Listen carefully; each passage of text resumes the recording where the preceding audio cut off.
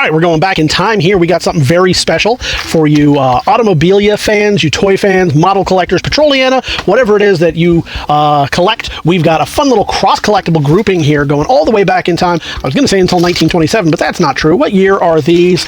These appear to be 1960s, 1970s. You would go to the Citgo, and you could go right down the street to the what are some gas stations from the 60s, Sinclair or any of the other places, and it's all going to be roughly the same gas, same price, same amenities, same friendly gas station attendant filling up the tank for you.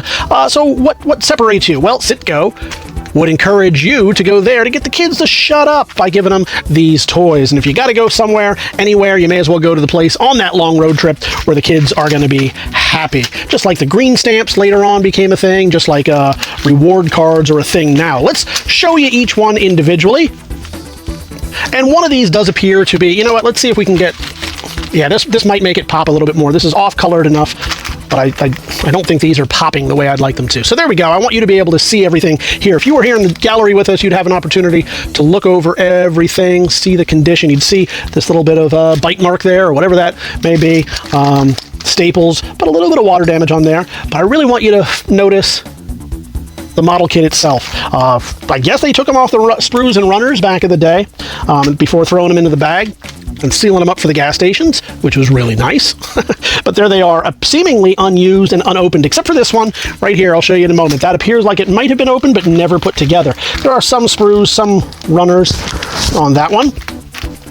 But you can see it's just a plain bag with the header card. This is number 5, the Bentley Le Mans. And if you don't like that Bentley Le Mans, guess what? We've got another one. This one may have been resealed. Just look at where else it was very badly sealed the first time. But again, appears unbuilt. Why you would open it and not build it, I don't know. But hey, people do things.